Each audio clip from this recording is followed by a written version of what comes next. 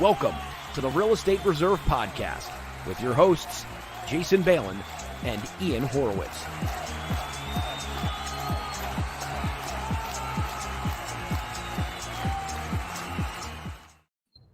Hey, how's everybody doing? What's up, man?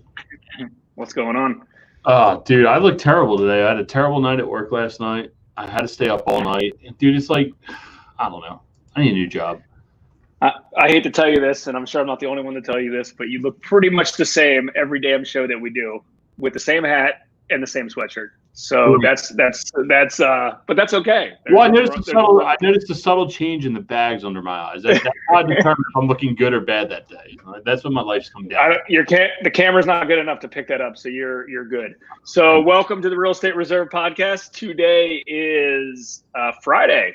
Although a Friday seems like a Monday to a Sunday every day, pretty much seems the same. It's May 8th. We've been time-stamping every one of our shows. Obviously, it's important to timestamp shows because some of the things we talk about today might not be relevant tomorrow. Things have been changing very, very rapidly. But the good news about real estate investing as a whole is every single guest we've had, every single person we've talked to, everyone's very, very optimistic about real estate investing in general. Yes, everybody is cautious, but at the same time, they're optimistic. And I can always tell you, I usually have a really good gauge on where the market is based on deal flow and lead flow that we get through our company at Hard Money Bankers. And there's a lot of opportunities out there, and there's a lot of active real estate. So on the show today, we have Matt Fullerton from Chesapeake House Buyers. Really excited to interview him, and he's got a few case studies that he's going to go through. And one of the things I love about working and talking and interviewing wholesalers is wholesalers have a good realm of exactly what's going on in the marketplace. They have to be really an expert in all aspects of investing. They need to know how to find really, really good prices, right? They need to understand the construction component of it so they can talk intelligently to their buyers. They need to have a lot of buyers that want to buy properties from them. And let's be honest, if for some reason they can't wholesale the property, they still got to take it down. They need to have funding sources. They need to have contractors. They eventually will need to find an end buyer. So that's the benefit of kind of the wholesale. And I've always, I know a lot of people think wholesaling, there's a lot less barrier to entry and there's a lot less risk besides your potential deposit. But I typically will disagree with that and think wholesalers typically have a lot more skill sets than most other investors. Yeah, that's an interesting point that you bring up. I never really thought about that, but why is wholesaling the entry level, or why is it considered entry level? And maybe we should ask Matt that. But I agree that wholesaling can get really complex, and if you don't understand your numbers and you don't understand the real estate in general, wholesaling can get real complicated. But why let me and you talk about it when we can bring Matt Fullerton from Chesapeake House Hunters in? A fun fact about his company: in 2019, they did just shy of 7 figures. We sure did. Hey, Matt, welcome. Absolutely. How are things? They're going pretty well. I mean, things I think across the industry have slowed a little bit in some cases. Like what we're seeing in the wholesale space is we're still seeing plenty of seller motivation. In fact, we're seeing more in a lot of cases, especially with landlords. Small time landlords, we thought right away would start getting hammered with tenants not paying and would want to start divesting, and that's been the case. We've definitely heard from a lot of landlords who want to sell, and other traditional sellers as well. Buyer pool drying up a little bit. There's less hard money available, but the best people have cash or really good funding sources. So we're not feeling a whole lot of pain right now. Yeah, let's talk. Let's start actually. Why don't you just give everybody a quick background about you, kind of how you got started, and a little bit about your company and what you focus on. Sure. Yeah. So I'm a lifetime sales guy. I've been in sales ever since my first real job when I was 18.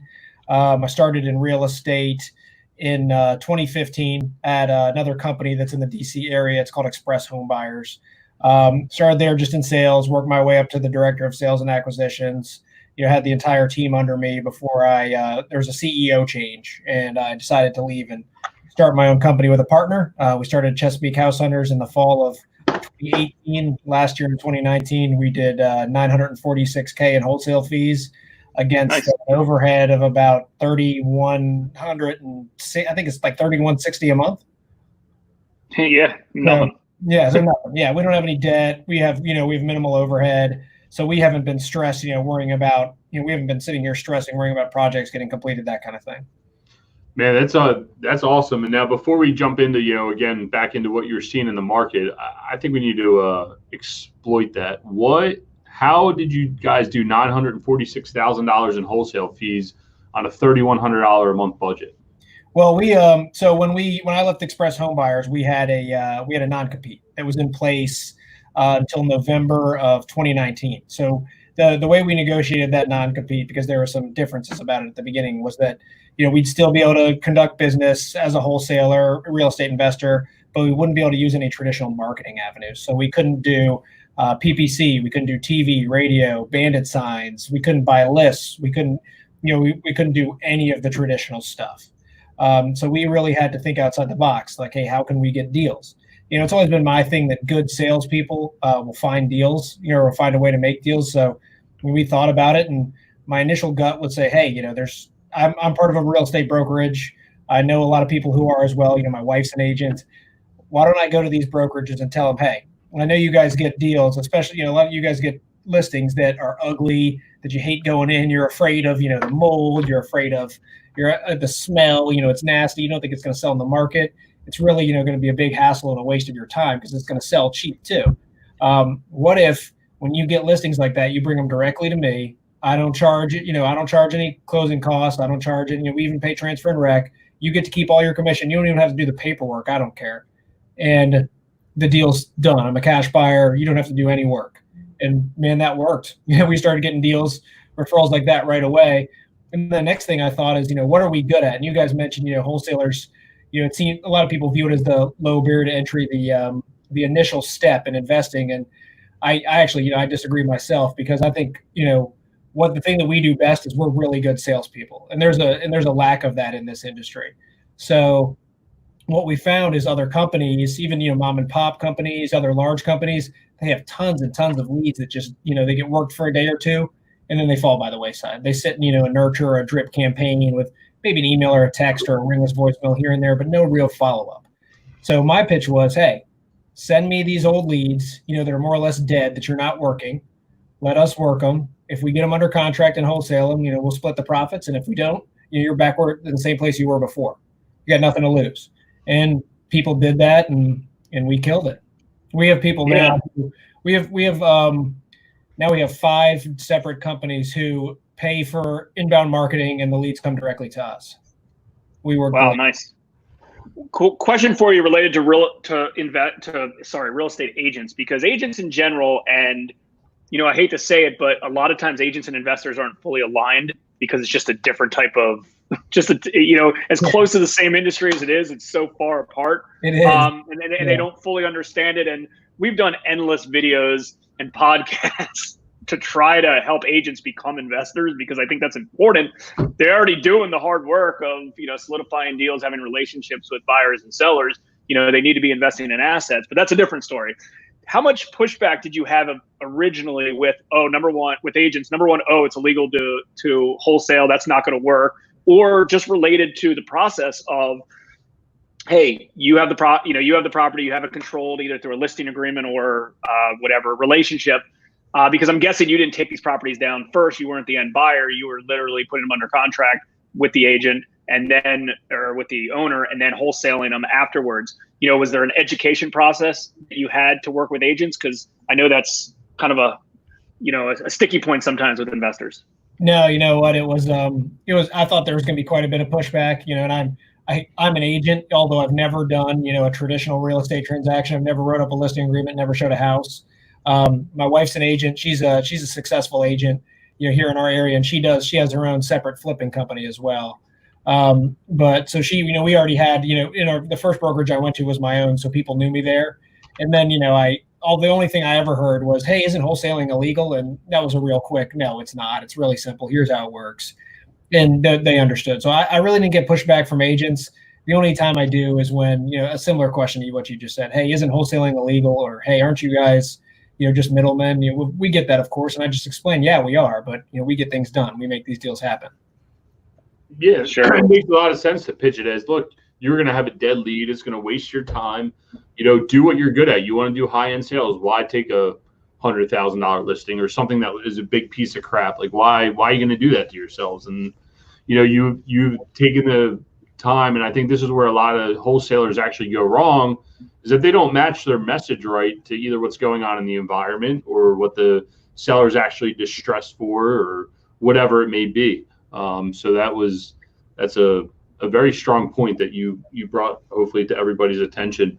What's your guys' immediate plan for marketing here over the next few months to actually match that message, or how do you view yourselves conveying yourselves to sellers and other real estate agents in your niche market that you handle? Well, we're going to kind of keep doing what we've been doing. We have a decent lead flow from our JV lead partners. We still, we do purchase lists from list providers. And we still get old leads at a pretty high volume from other companies that we have ongoing, relationships with. So we're not, we don't plan on changing things up. I'm not positive it's a great time to spend a whole lot of money on marketing, just because the sellers are still out there, but we need to make sure that our deals are really good because the buyer criteria has changed a lot. I mean, I saw a hard money lender yesterday that was doing, a friend of mine emailed to me. They were doing 75% of LTV, et cetera, and now they've dropped their criteria to 25%. So on a deal he sent them, he had to bring $130,000 to the closing table, and I mean they just totally blew out their criteria. So there's a lot of that's hurting buyers. So we know deals criteria has to be good, and we usually are trying to lock things up right now where we know we have someone in place who's going to want that property. Otherwise, you're going to end up releasing it, more stuff than you want to. And there's stuff out there right now that's great. There were great deals 90 days ago that people are looking at like, it's an ugly duckling now. Yeah, I see that on the hard money side as well. And, we've obviously, as a very active lender over the last 13 years, this market's similar. We're relating it back to like 2010-ish, 2011, not 2007 or 6, more like early 2000s or 2010s-ish around, just based on what's out there. And, keep in mind, like consumer confidence and investor confidence is slightly down just because they don't see the amount of deals that we all see. We're all experts. We're in this space all the time. And, the private, some of the private capital investors that we've worked with for years, they still are very active and want to be invested in space, but they have questions and they're unsure. It's like, what's going to happen here? What's going to happen there? And, I can go in so many directions related to this exact topic because it relates. And I agree that right now, kind of wholesalers that have a good buyers list, before, hey, spit it out, spew that whole darn deal out, and highest offer wins. But that was a model that worked for like 5 or 6 years as things were going up, and you could buy a property today and sell it tomorrow for a profit without doing anything. And I agree that right now things are different. It's, hey, let's see what this particular appetite is for a certain investor, and make sure I'm only giving them that particular deal to buy. Hey, what.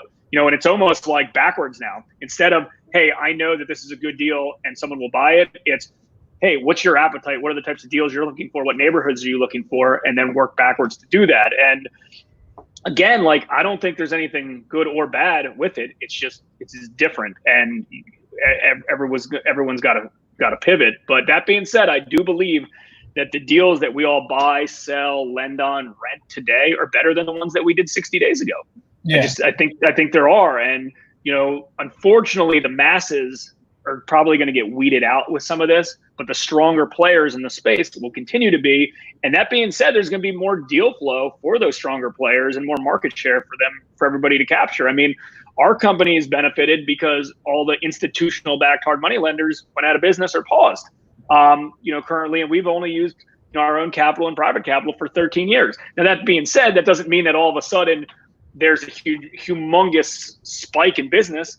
It certainly isn't. But what it does mean is, hey, we potentially have equal then deals that we've had in the past, but they're stronger. And I believe that you'll probably see that as well, kind of as a wholesaler.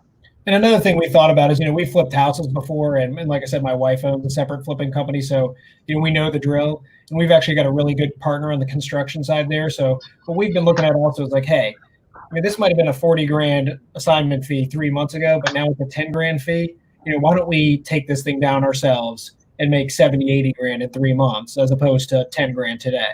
Before we were all about the velocity of money.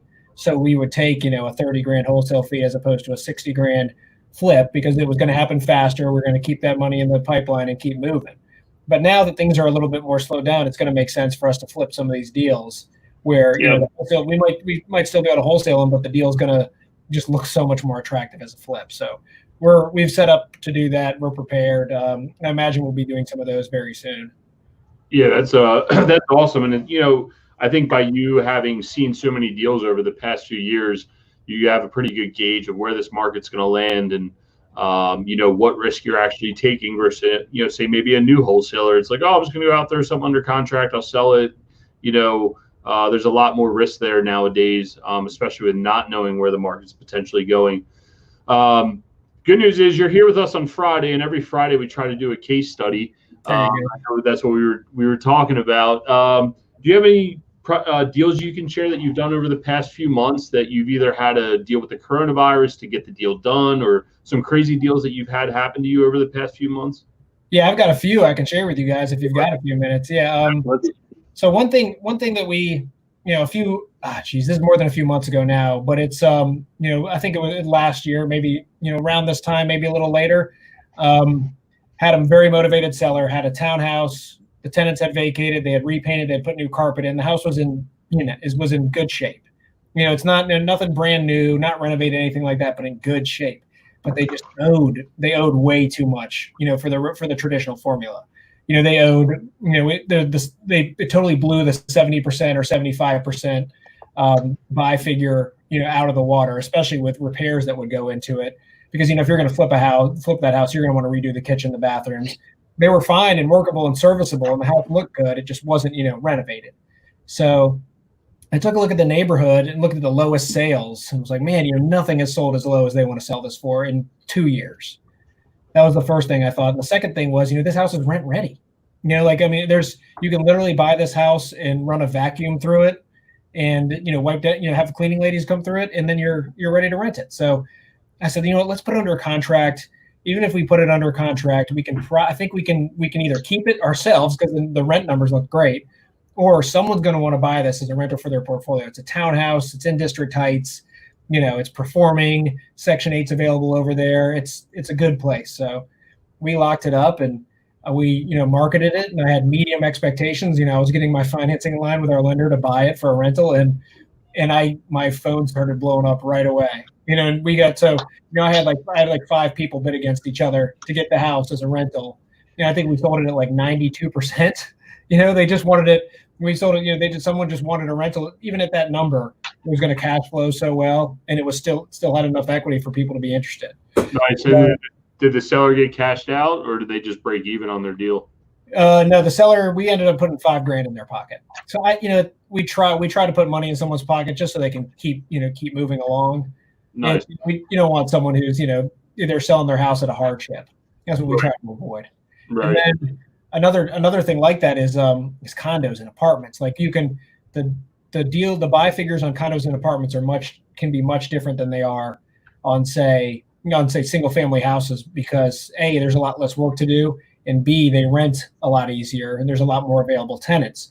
So we figured out that for condos and apartments that are even in decent shape, if the seller wants anything, below, 20% below market, we're in on them, because we know we can move them because people want to buy them at that if they're rent ready.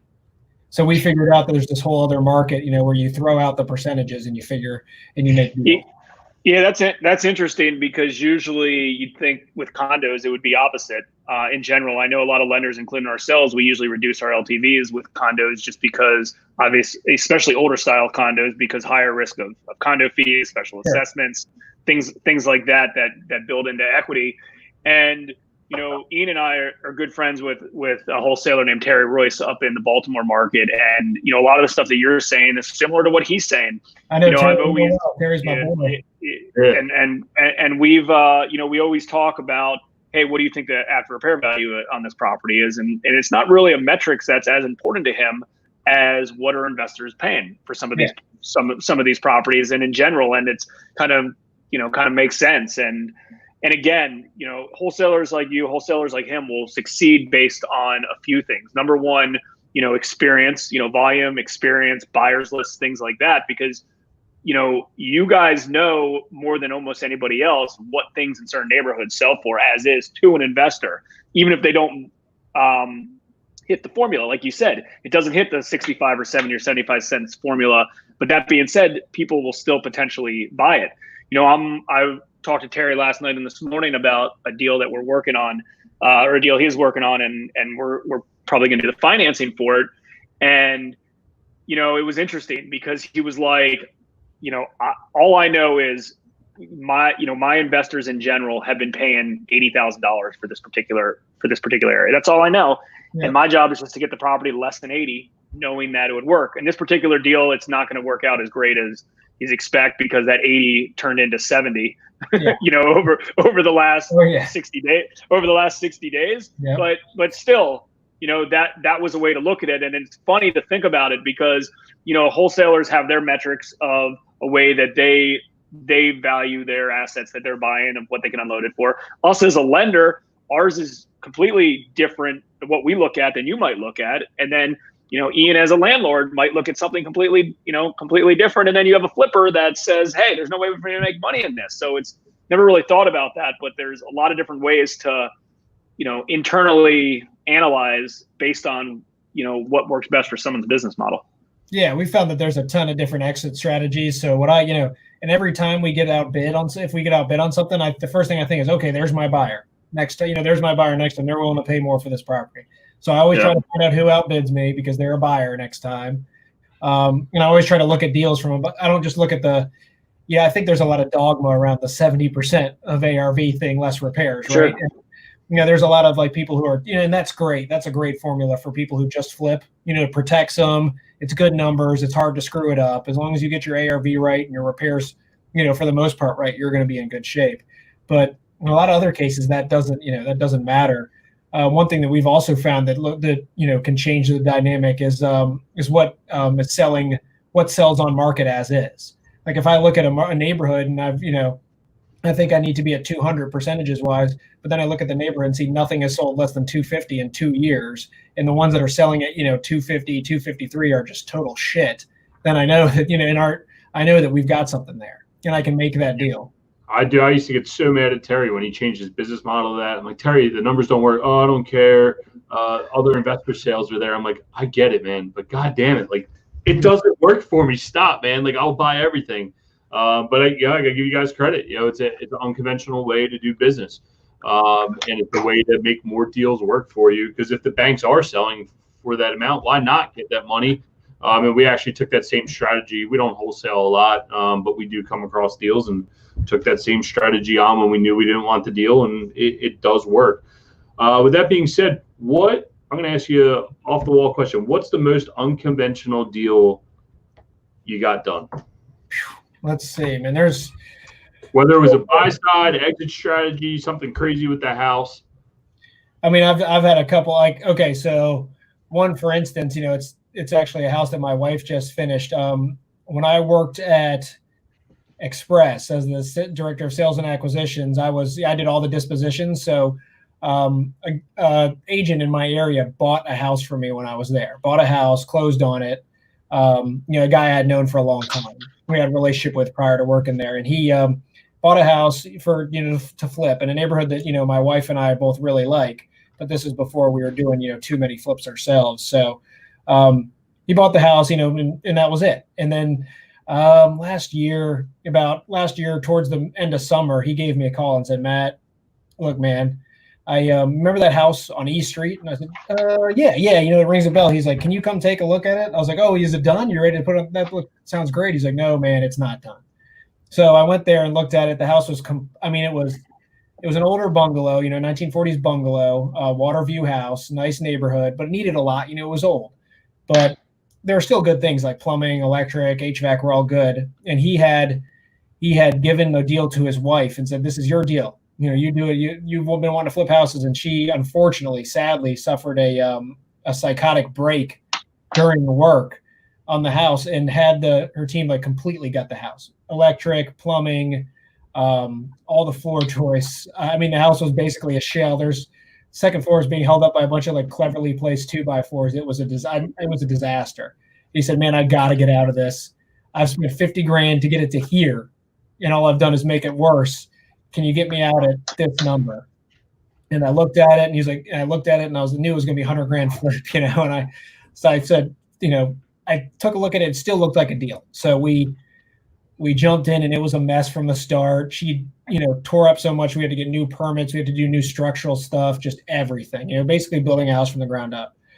But we finished it, got on the market and sold it and made $90,000. Just wow.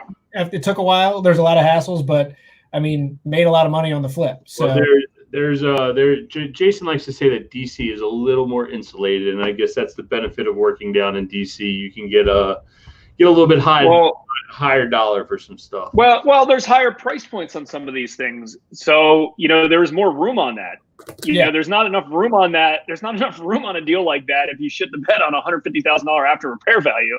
And like it doesn't work like that. Like I've been having conversations, you know, with our team because I have an office in Philadelphia and a partner up there that runs that office, and I'm like, there's a big difference between doing a loan on a $150,000 property and a $300,000 property, right? So let's say you do a 50 LTV deal.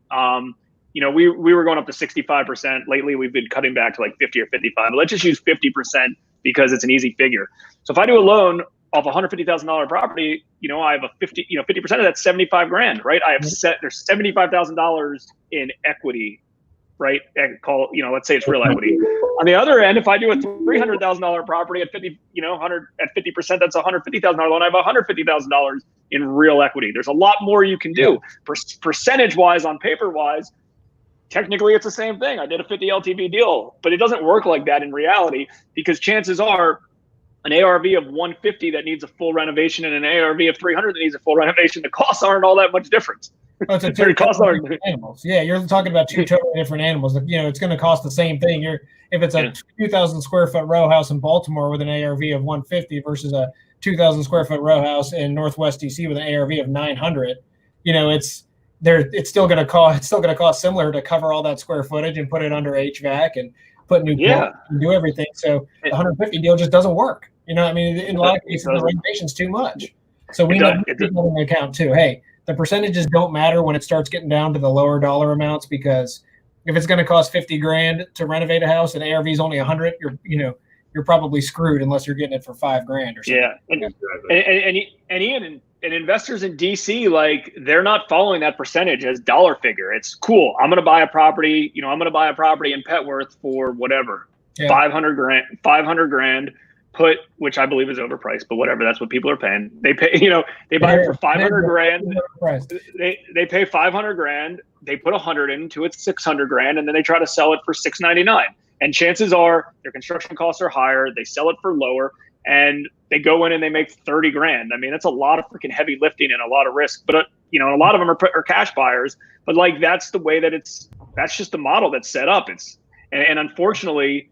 And I'm guessing, Matt, you were probably similar to this. It's, high volume, lower margins, just keep moving. Obviously, there's big deals here and there. Let's actually real quick pivot to something you talked about that is along the lines of this, related to why you're doing some more flipping. And I get it. I fully understand it because, why do 10 hard wholesales to make $5,000 or $10,000 a piece when you could cherry pick one of those and make that the same amount of money. So, exactly. What's kind of your strategy for kind of, setting that up? The game plan is just going to be whatever you cannot, get a good enough wholesale fee on, you'll use that as an acquisition strategy to purchase. Yeah, what we're going to look at is, we're even considering, if a deal looks really good on the flip side, just taking it down and not even worrying about trying to wholesale it. Because, another thing I don't want to do is send out this deal and everyone make me an offer at asking. And then I'm like, oh shit, I'm going to make 20 at asking, but I still might make 75. So never mind, guys. Sorry. So we're going to really look at that hard before we, decide to send anything out as a wholesale deal. But what we're looking for is, safer numbers on our end, somewhere around the 70%.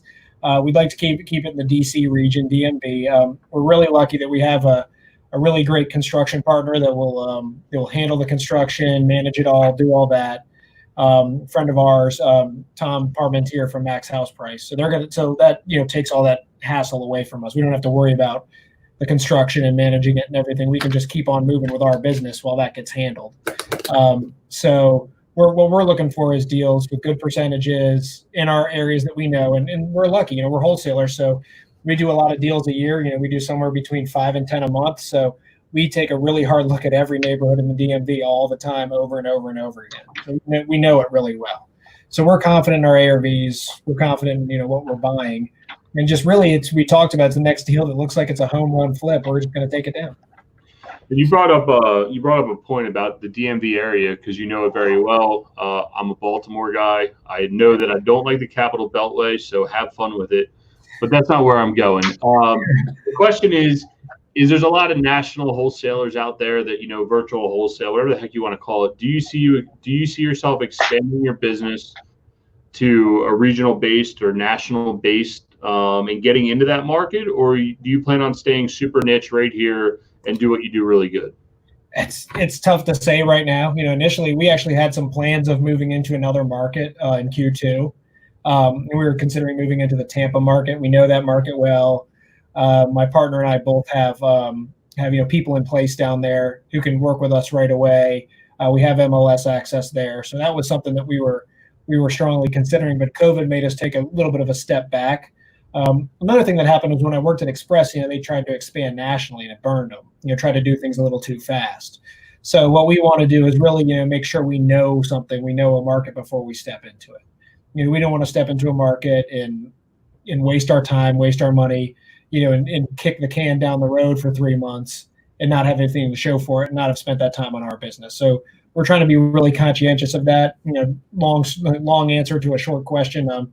We could, I think that we'll probably look into that just when the timing is right, and we're not sure when that'll be.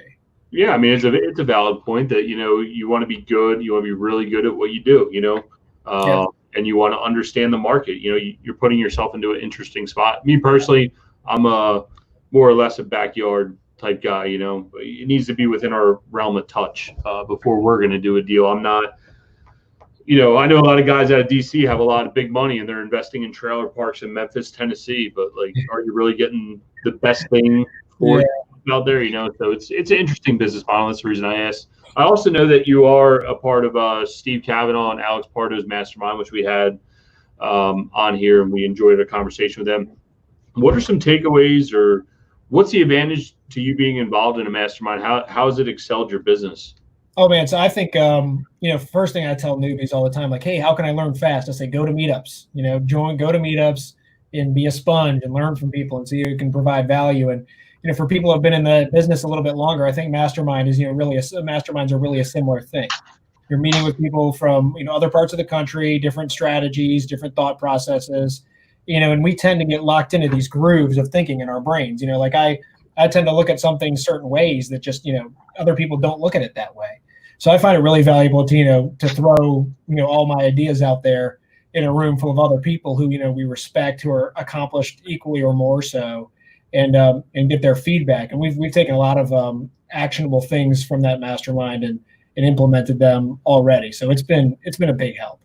Yeah, that's awesome. Yeah, I definitely enjoy for us, what we do at conference scene, and we get the same type of thing. We find the big operators that have larger portfolios. It is hard going to some of the meetups. I enjoy helping other people out, and you got your clique of friends, but it is also sometimes fun to be in the room and you're the lowest level in that room, and it is enjoyable to learn from other people. Yeah. With that being said, you've said a lot. We've enjoyed our time. Last question: are you a book reader or a podcast guy? What's your go-to?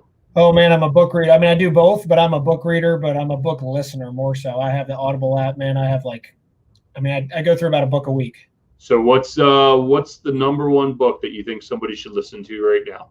Oh man, the best book. I think, one of my classics, I'm sure it's been said a million times. One of the books that changed my life is the 4-Hour Workweek. That and Unscripted by MJ DeMarco. Those are both books, especially for people who are looking to be entrepreneurs, looking to see what it takes. I mean, I think both those books were life-changing for me. So I would highly recommend those, as a starting point for anyone. Yeah, if you could, when you roll out of here, if you want to leave that in the comments section for people so they can find it. Sure. We appreciate the suggestions. We've read both of them, enjoyed both of them. 4-Hour Work Week. Tim Ferriss, man, he just puts it all out there. He definitely. Love the guy. Yeah, it takes some balls to do some of this stuff. A lot of people do have fear of, am I going to lose my business and whatever else. Yeah. Matt, where's the best place we can find you? Or sorry, Jason, go ahead. No, go ahead. I was just thinking, Matt, where's the best place we can find you? How can people get a hold of you? If they have deals, if they want to work with you, where can we find you? Yeah, you can find me. I do a lot of outreach on Facebook. I talk to a lot of the other investors. So you can find me on Facebook. I'm just Matt Fullerton. It's a picture of me making a weird face, I think. You can also find me on our website, cheshousehunters.com. And then my email is matt@cheshousehunters.com. And I can put all that in the comments as well. Yeah, please do. Because although we're live on Facebook, Hard Money Bankers Facebook page, Equity Warehouse's Facebook page, a bunch of real estate groups that we're associated to. The cool news with this software, we can stream into multiple platforms, but at the same time, we get a lot of engagement and interaction, over the next few days as well for those who, aren't able to hop on live midday every day. So yeah, make sure to add the info there, and people can keep the conversation going. You got it. I appreciate it. Appreciate it, man. Thanks. Thanks, Matt. We appreciate it. Hey, guys, have a good one. Thanks for having me. You too. Thanks. Cool. What do you think, Ian? Nah, it's always good to go. I hate to say that, now that you brought that up and Matt brought it up, is that like going back to the basics, but wholesaling isn't the basics. Wholesaling is like, it's almost like the top level line when you start to think about it. It's like it is all these other dispositions in other parts of real estate, whether as a lender or as an investor, and then you get to apply them in wholesaling. People think that wholesaling's the beginning because it's the least risky. They believe this. I'm not stating that's the case. They believe it's the least risky and the least amount of cash out of pocket. And, unfortunately, if you only got $1,000 to work with, it's hard to do anything, including wholesale. Wholesaling, it just is. Right. Because keep in mind, a wholesaler's got to buy a property for cheaper than what they would want to buy it for normally to begin with, because someone else is going to want to buy it for that price. So they got to buy it for 10% cheaper. So if a property needs to be purchased by an investor at $100,000, well, guess what? You can't buy that property at $100,000. You got to buy it at $90,000. And that's where the misconceptions come from all the time. Now, keep in mind, over the last few years, things have been different. They just have. You could buy a property today for 100 and sell it tomorrow for 105. And, that happens. And that arguably has happened over the last 10 years, 12 years. Like maybe that has happened that way. So, very quickly in times like this, who's going to stay on top and who weren't. It was very, very easy for me when we started Hard Money Bankers, who to network with and who to spend time with and who were the bullshitters and who were the real people. It was the lenders. For those of everybody in the Baltimore area that knew Doc Frost and Rec Frost, he was one of the biggest lenders in the Baltimore area and knew everything. And I got a lot of very key principles from him. Now, he obviously wasn't like a mentor to me or anything. I had actually only met him a few times and talked to him on the phone a few times, but every time I did, it was very, very valuable, related to, hey, if usually I can determine how my portfolio is doing by how many defaults I have. In his mind, that 10% of his portfolio should be in some respects, in some part of default, either missing a payment or foreclosure. And if it was long as it was 10%, if it was lower than 10%, then he had to be more aggressive. If it was higher than 10%, he was being too aggressive. So you learn a lot from people, like Matt said as well, from networking with the right people. It's hard when you start to know who the bullshitters are and who the right people are, because someone comes into a networking group that has an outgoing personality and, hey, yeah, man, I'm doing this deal, I'm doing this deal, I'm doing this deal, I'm doing this deal. And it's like, well, you can't be doing all of these things. Nobody typically has their hands involved in everything. Yep. Maybe they have been involved in everything, but they're all super, super focused on one trait, one strategy, one skill set. That's typically the most successful people. So you can usually call out a bullshitter really, really quickly. And, I'll talk to real estate investors all the time that call me about deals. It's like, yeah, man, I've been doing all this. I, I own the biggest of this, I own the biggest of that. Well, if you own the biggest one, where is it? Like what happened to it? You had the most successful wholesaling company. What happened to it? And that's what's weird. It's funny that you brought up that point, but we had the same exact conversation the other day of like, hey, Hard Money Banker's business model is I'm going to lend, and I'm going to lend at really good deals, and this is my LTV. And, for a long time, Equity Warehouse, our business model was to crank out single-family rental houses. And slowly, as we built a portfolio, we're starting to find out as we move up asset classes is it might be just to take down one big deal and do one big deal right and do that once a year or twice a year, and really zero in on your niche market. We could go out and have a marketing arm and do wholesaling, and we can have a relationship with Hard Money Bankers and have a lending arm and have this and have that. But is it really worth it? Or just do what you do really good, make that right, do it very, very good. Just like Matt was saying, get out there. I understand DMV. I'm not going to go national. I'm going to work on DMV market for now and do this right and put my systems in place and go from there, So it's just an interesting underlying point that seems to come up over and over and over again. And it even relates to the 4-hour work week. It's like, get that business, that book that he recommended, get your business in a place where you can get it to go and go right and be hands off, So, exactly. And again, different people want different things. It depends on, we've had our fair share of doing consulting for people over the years. And, if you're working with a consultant or a coach or a mentor, the first thing that needs to come out of their mouth for you is not really anything related to this business. It's what the hell do you want? What are you trying to accomplish? And what resources do you have? If you don't have any money, you can't flip a property right now. It's challenging. Now, it doesn't have to be your own money. I'm not stating that. But if you don't have any money right now and you know that there's going to be real costs involved in flipping a house, and you don't have any money, well, guess what? Those conversations have to be about what resources, number one, what resources you do have, what resources you don't have. Cool. Well, maybe it's time to go find a partner. Maybe it's time to go find this. Do you have any lines of credit that you could potentially tap?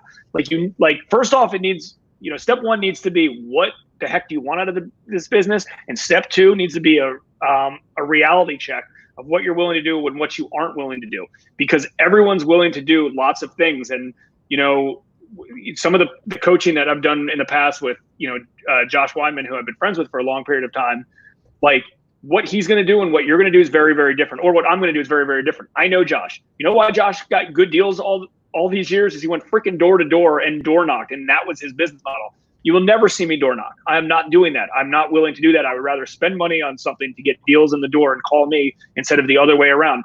Right. That's what he wants to do. So it depends. A lot of people that have capital would rather put that capital to work and have deals come in that way, or work with wholesalers. People that don't have capital, you might have to, grind harder in order to, to get deals.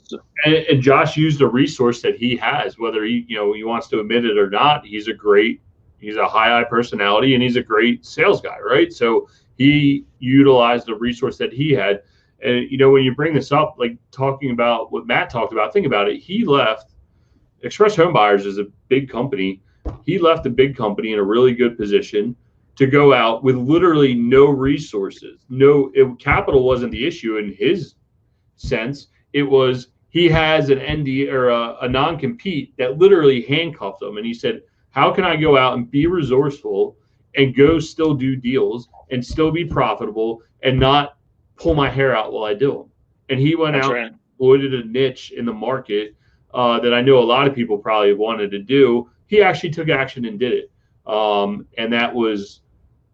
that's like super motivating, and I think another point that he brought up, and me and you were talking about this the other day, and that's why we've been doing these shows, is so that we don't have to talk on the phone all the time. Let's bring it right here so other people can learn from it. But, when you keep talking about like deals that were good yesterday, but they're better, potentially better today or worse today, is like we were looking at a deal that I saw a few months ago, and then it came back around. Price has been reduced. But the question is it still a deal? It was a deal then. Is it a deal now at the reduced price? And will it be a deal tomorrow? With the ever-changing landscape, it's difficult to get involved and nail down what pricing is going to be. But you still have to analyze deals So as the market starts to stabilize, you're ready to go on the other side of this. Exactly. So Exactly. Other than that, I did see some, maybe Monday we'll have to recap. There's a lot of stuff going on this week. I know there's some PPP fraud cases out there. People being, speaking of exploiting in a negative way, there were some PPP fraud cases that are out there. So that's sad to see. I did see. So on what case they're trying to? I think they were saying that they had employees in each of their entities and filed for whatever, some astronomical number on each entity, and they had no employees. And I think somebody ratted them out, and that's how it's going. That was the whistleblower article that I saw floating around. Correct. And then but doesn't the bank have to underwrite them that they had employees? Yeah, that's all I understand about the article is that the bank should have had to do the underwriting. So who was actually fraud? Or maybe they, or was it they had employees but they don't have employees now? But then that's when everything, what I've heard. That was the purpose of the loan. If you had employees laid off, is to get them back to work. So but I'm saying if they were laid off after, before all this happened. But that being said, that's going to get caught down the road because you're going to get, when you go to repay this loan, you're going to get, it's going to analyze your financials to see, what you're exempt from or what you can forgive and what you can't forgive. Yeah, the government, if the feds want to get you, stay away. It's just not worth it. Then I think I saw something that they're shutting down the EIDL program. I saw that. Yeah, I saw that today too. So other than that, I think the market was jamming. I'm getting ready for the big snowstorm this weekend. You ready? You got your shovel? Snowstorm? Dude, they're talking about snow. I swear to God. It's supposed to be 34 degrees tomorrow night, bro. It's not gonna snow. I promise you. Maybe where you live.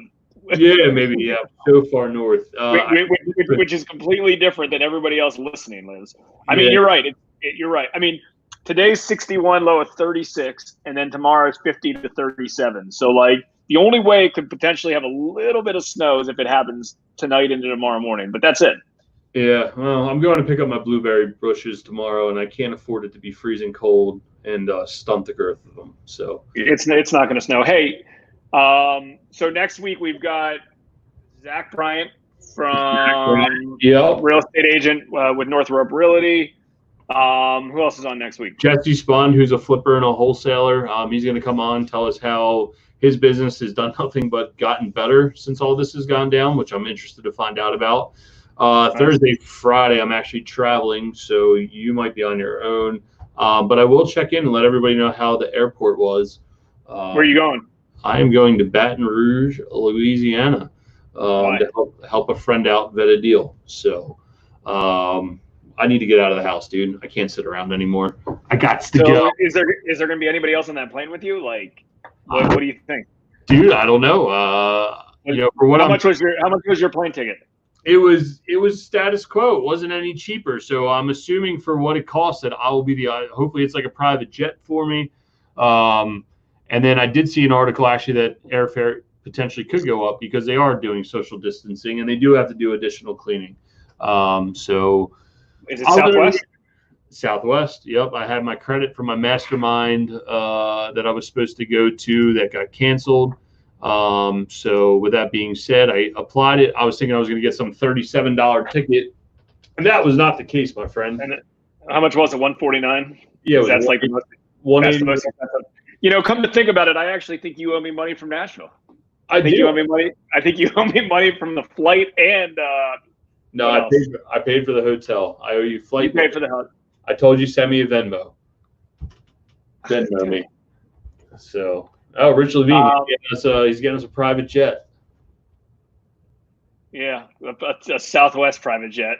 Yeah, we've got a flight scheduled to Florida because we were supposed to go to spring break April 4th. The house that I got at the beach wouldn't give us our money back, so they said you can either reschedule. You can reschedule, or we'll give you half back. And I was like, I don't want half back. I want it all back or reschedule. So we it's probably safe to say we can go in July. So we went in the end of July. We're going in the end of July. So we're going to see how 5 people with kids fly on the Southwest. And, the interesting thing is with airfare it was absolutely crazy, because the airfare was, if you look at the algorithms that the airlines did, the airfare was super, super expensive. I'm just going to leave it at that because I waited till last minute before I booked it. And then I changed it.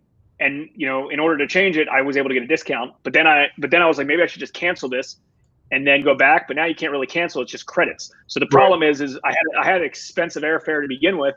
And now it went from, $400 a flight to each way to like $49. So now I just got tons and tons and tons of credit times 5 people. I'm not even really use those credits. So roll my credit that I apparently owe you for Nashville in. Nope. Add it. It doesn't work like that. You didn't even show up in Nashville. I should get a credit for that. So there's pictures of that floating around. But either way, everybody enjoy their weekend. Excited for next week to talk to Zach Bryant and Jesse Spun. I'm throwing Aaron Foster on next week, with or without you, because he's got that case study ready. So we'll talk about that. Hey, Ian, when we're gonna hop off in a sec. Can you look in the private? There's a private chat on here. Yeah. Matt put everything on the private chat. Can you just cut and paste all that stuff into the comment section? Will do. While you're doing that, I'll throw out the theme music. Thank you, Mr. Levine, for sharing everything about the Vegas trip. 34. Well, let's just put it on screen while we're here. Just like taking a private jet these days. Yep. That's correct. My buddy flew to Vegas, round trip, $34, no BS. Only guy in the plane, and that was a month ago. All good stuff. Yeah, I don't know how I feel about planes. I was talking about that to my neighbor who's a pilot yesterday. Right. And it was very, very interesting because he said a good bit, at least the airline that he flies, a good bit of the revenue that those airlines get are actually flying cargo, not necessarily just passengers. So, a lot of them, they wanted to continue to work because, they need to get cargo to certain places, and they have accounts with, bigger companies, Amazon, FedEx, the Postal Service, and things like that. But in general, it looks like airlines are probably going to have to raise prices. At least that's what they're saying, although that doesn't necessarily make sense. I'm not smart enough to know exactly how that's going to be set up, but it doesn't seem like for a long time they're going to be able to utilize the middle rows. So, a third of the planes are going to be empty. So they're saying, we have to up the price, and there's obviously additional cleaning and additional things that are going to have to happen.